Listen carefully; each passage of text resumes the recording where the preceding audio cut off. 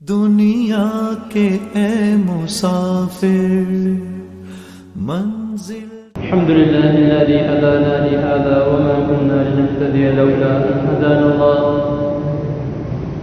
اللهم صل على محمد وبارك وسلم. أما بعد، المسلم من سلم المسلمون من لسانه ويده. حضرات محترم، آج میں آپ کے سامنے اس بات کا ذکر کرنے لگا ہوں، اس عمل کا ذکر کرنے لگا ہوں،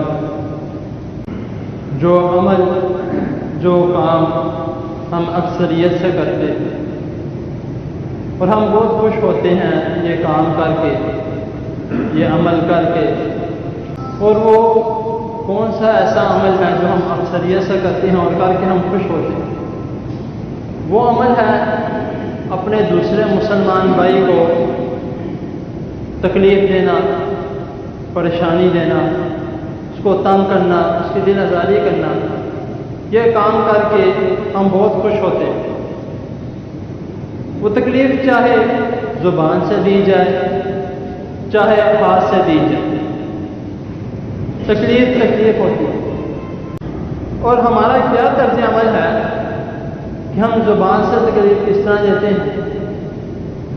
مثال کے طور پہ، اگر ہم کسی سے کوئی بات سنتے ہیں بغیر اس کی تحقیق کیے، ہم اس کے بارے میں خود سے اپنی طرف سے بات بنا کے آگے کسی اور کو کرتے ہیں، اور جس کے بارے میں ہم نے بات کی ہوتی ہے ہم یہ کوشش نہیں کرتے کہ جس کے بارے میں ہم نے بات سنی ہے سب سے پہلے اس کی تحقیق کی جائے، جو کسی نے مجھے بات بتائی ہے وہ ٹھیک ہے کہ نہیں. ہم ایک تو سب سے پہلے نمبر پہ ہم کیا کرتے ہیں، جس بندے کی بات سنی جائے، ہم جس بندے کی ہم نے بات سنی ہو سب سے پہلے اس کو تانے بھی دیتے ہیں، اس کے بارے میں طنز بھی کرتے ہیں، اس کے بارے میں لوگوں کے سامنے اس کا کیچڑ بھی اچھالتے ہیں، سب کچھ کرتے ہیں. سب سے پہلے خود کرتے ہیں، پھر بعد میں لوگوں کو اس کی باتیں پہنچاتے ہیں، اس نے ایسے کیا، اس نے ایسے کیا. اس کے بارے میں اللہ تعالیٰ کیا فرما رہے ہیں قرآن مجید میں سورۃ الحجرات میں آیت نمبر 11 میں اللہ تعالیٰ فرماتے ہیں یا ایھا الذین آمنوا لا یسخر قوم من قوم عسیٰ ان یکونوا، کہ اللہ تعالیٰ فرماتے ہیں کہ کیا پتہ جس کے بارے میں، جس قوم کے بارے میں یا جس کے بارے میں تم بات کر رہے ہو تم سے بہتر ہو. ہم ایک دوسرے کو بولتے ہیں، اپنے رشتہ دار کے بارے میں دوسرا بولتا ہے اس نے ایسے کیا، اس نے فلاں کیا، ہمیں نہیں پتا اس نے کیا کہ نہیں، ہم نے سنی بات نہیں کیا اور ہم آگے پہنچا رہے ہیں. کیا پتہ ہم جس کے بارے میں بات کر رہے ہیں ہم سے بہتر ہو. اس کے آگے پھر اللہ تعالیٰ نے عورتوں کے بارے میں ذکر فرمایا کہ اکثر بعض اوقات عورتیں ایک دوسرے کی باتیں اس طرح آپس میں کرتے، تو اللہ تعالیٰ نے یہ بھی فرمایا کہ کیا پتہ جس عورت کی بات تم کر رہے ہو وہ عورت تم سے بہتر ہو. پھر اس کے بعد میں آگے ایک اور بات پہ آتا ہوں کہ مثال کے طور پہ ہمارے معاشرے میں بہت سے ایسے لوگ ہیں جو اللہ تعالیٰ کی طرف سے معذور سے مراد اندھے ہیں، نابینے ہیں، یا ایک آنکھ سے معذور ہیں، جس کو ہم اپنی زبان میں کانا بھی کہتے ہیں. اس کے بعد اگر کوئی ٹانگ سے مزدور ہے اس کو ہم لنگڑا بولتے ہیں. اور ان الفاظوں سے ہم بلاتے ہیں، یعنی کہ کوئی اپنا کوئی رشتہ دار لے لو یا کوئی محلے کا کوئی لڑکا لے لو، ہم وہ جا رہا ہو، اگر وہ ٹانگ سے معذور ہو یا آنکھ سے معذور ہو، ہم اس کو کیا کہہ کے بلاتے ہیں؟ اس کا نام ہی لیتے ہیں. پتہ ہے اس کا نام کیا ہے لیکن اس کا نام ہی لے گئے کہ کوئی لگڑے ادھر آ. اس سے کیا ہوتا ہے؟ اس کی دل آزاری ہوتی ہے، اس کو تکلیف ہوتی ہے. ہم بلاتے ہیں، یہ نہیں کہ ہم نہیں بلاتے، کوئی الا ماشاء اللہ ہوگا تو وہ نہیں بلاتا. اکثریت سے ہم یہ عمل کرتے ہیں. اس کے بارے میں اللہ تعالیٰ کیا فرما رہے ہیں وَلَا تَنَابَزُوا بِالْأَلْقَابِ، کہ آپس میں ایک دوسرے کو غلط ناموں سے نہ پکارو. یہ ایک مسلمان کا مسلمان بھائی پہ حق ہے کہ بہتر مسلمان وہی ہے، اچھا مسلمان وہی ہے جس کی زبان سے، جس کے ہاتھ سے دوسرا مسلمان بچے. یہاں تک کہ اللہ تعالیٰ رسول اللہ صلی اللہ علیہ وسلم بخاری میں حدیث نمبر 48 میں رسول اللہ صلی اللہ علیہ وسلم فرما رہے ہیں کہ کوئی اگر کسی کی مصیبت کا خیال رکھتا ہے، کسی کا خیال رکھتا ہے، اس کی مصیبت کو پورا کرتا ہے، اس کو تنگ نہیں کرتا، تو قیامت والے دن اللہ تعالیٰ اس کی مصیبتوں کو پورا کرے گا. اس قدر ایک مسلمان بھائی کے ساتھ صلہ رحمی، ایک مسلمان بھائی کے ساتھ ایک ساتھ رہنے کا، ایک مسلمان بھائی کا خیال رکھنے کے بارے میں رسول اللہ صلی اللہ علیہ وسلم ہمیں سبق دے رہے ہیں. اور ہم کیا کر رہے ہیں؟ ہم اگلے کی دل آزاری بھی کر رہے ہیں. اور صرف اتنا ہی نہیں، ہم ایک دوسرے کی غیبت بھی کر رہے ہیں، ایک دوسرے کے ساتھ دوسرے کی چگلیاں بھی کر رہے ہیں، ایک دوسرے کے باتیں ایک دوسروں کو بتا رہے ہیں. اگر کسی نے کہا ہے کہ میری بات راز رکھنا، کسی کو بتانا نہیں، ہم وہ بات جان بوجھ کے کسی دوسرے کو بتاتے ہیں. اور غیبت کرنے کے بارے میں اللہ رب العزت نے کیا فرمایا ہے سورہ حجرات کی اسی دوسری جو آیت ہے آیت نمبر 12 میں، اس میں اللہ تعالیٰ فرما رہے ہیں کہ کوئی اگر کسی کی غیبت کرتا ہے تو اس طرح جس طرح اپنے مردے بھائی کا گوشت کھا رہا ہے. اب کون یہ پسند کرے گا کہ وہ اپنے بھائی کا، سگے بھائی کا جو ایک ماں سے جنا ہے، وہ اپنے بھائی کا گوشت کھائے؟ کوئی چاہے یہ وہ شخص ہے جو اپنے ایک دوسرے کی غیبت کرتا ہے.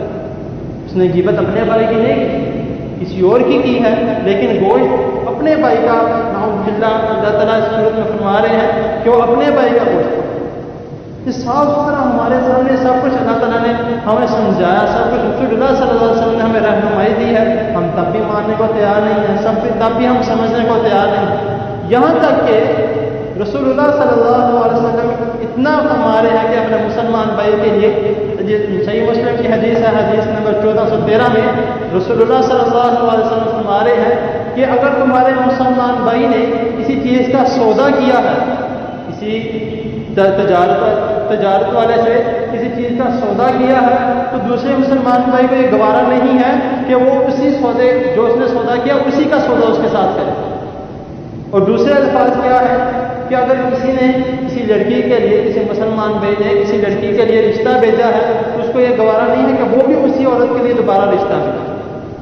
ہاں یہ ہے کہ اگر اس نے طلاق دے دی پھر اس سے رشتہ کر لے کوئی، لیکن جان بوجھ کے اپنے مسلمان بھائی کو دل آزاری کرنے کے لیے، اس کو تنگ کرنے کے لیے کہ تم نے کوئی چیز خریدی ہے، میں بھی جان بوجھ کے اسی کو اور زیادہ مول لگا لیتا ہوں، اور زیادہ پیسے لگا لیتا ہوں کہ یہ چیز مجھے مل جائے.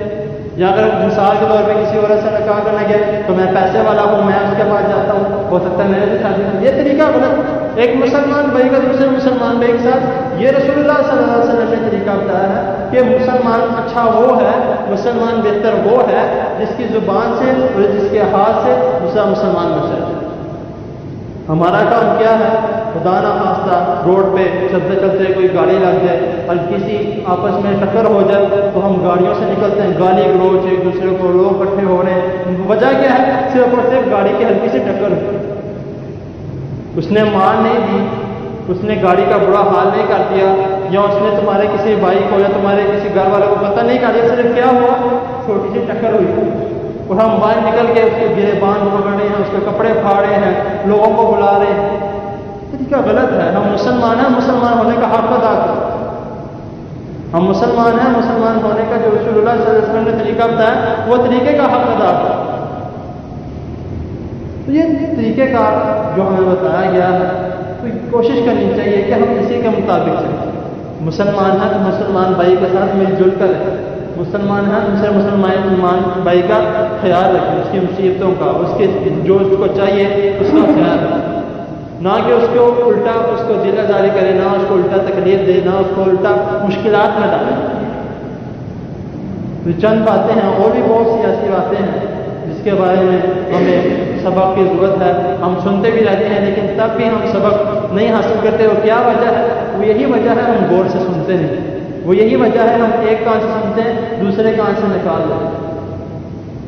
وہ ایک محاورہ بنا ہوا نا کہ اللہ تعالیٰ نے دوسرے دو کان اس لیے دیا کہ ایک کان سے سنو دوسرے کان سے نکال دو. میں ایک اکثر میں درس میں یہ بات کرتا ہوں کہ ایک کان سے سن کے دوسرے کان پہ ہاتھ رکھنا تاکہ کم از کم جو بات کی وہ دماغ میں آ جائے، وہ پتہ لگ جائے کہ کیا رسول اللہ صلی اللہ علیہ وسلم نے ہمیں سبق دیا. تو اللہ تعالیٰ کی حضور دعا ہے اللہ تعالیٰ ہمیں صحیح دین کو سمجھنے کی توفیق عطا فرمائے اور ہمیں آپس میں ایک ہو کر مسلمان آپس میں بھائی بن کر اللہ تعالیٰ ہمیں رہنے کی توفیق عطا فرمائے.